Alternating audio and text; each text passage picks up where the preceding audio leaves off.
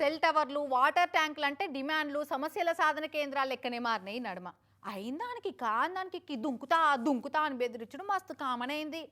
అయితే ఇప్పటిదాకా అట్లా మనుషులే వేస్తున్నారు కదా, మరి ఏం సమస్య వచ్చిందో కానీ ఓ ఎద్దు కూడా వాటర్ ట్యాంక్ ఎక్కి దిగనంటే దిగనని మొండికేసింది వాళ్ళగిట్లా. ఇందిరమ్మ ఇల్లు కావాలన్నా, ఇంటామెతో లొల్లి దిగాలన్నా, ఇష్టపడ్డ ఆమెతో లగ్గం కావాలన్నా, ఇంపాసిబుల్ అనుకున్న సమస్యలకు ఇన్స్టంట్ జస్టిస్ దొరకాలన్నా, దేనికన్నా సరే సెల్ టవర్లు వాటర్ ట్యాంకులు ఎక్కుతున్నారన్న ముచ్చట చూస్తూనే ఉన్నాం కదా. మరి ఈ సంగతి ఎన్నడు కనిపెట్టిందో గాని నాకు కూడా న్యాయం కావాలి అన్నట్టే ఎట్ట ట్యాంక్ ఎక్కి నిలబడ్డదో చూడుర్రి నల్లెద్దు.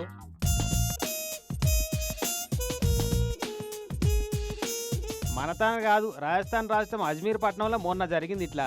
అయితే మొన్న పగటికి పైకి ఎక్కి నిలబడ్డది. ఆ హై అడి అడి గాడికి ఎందుకు ఎక్కినవే దిగు ఎద్దు అని కింద నిలబడ్డోళ్ళు ఎంత గెదిరించినా దిగితే ఒట్టు.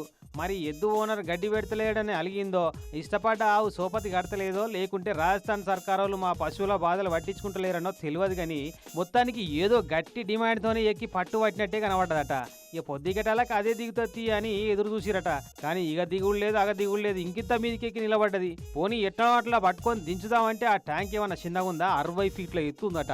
ఇక లాభం లేదని పెద్ద జేసీబీని పట్టుకొచ్చి ఎద్దును కిందికి దించుదామని ప్రయత్నం చేయబోతే అప్పటికే చీకటి పడి ఏం అలుత్తలేదని తెల్లారి దించుతామైంది అని పోయిరట వచ్చిన అధికారులు, అగ్నిమాపక సిబ్బంది వాళ్ళంతా. ఇక తెల్లారి వచ్చి చూస్తే ఎద్దు అవపడతలేదు. ఈ మనుషులను నమ్ముకుంటే లాభం లేదన్నట్టు ఏ అద్దుమ రాత్రో దానంతట అదే దిగిపోయిందట.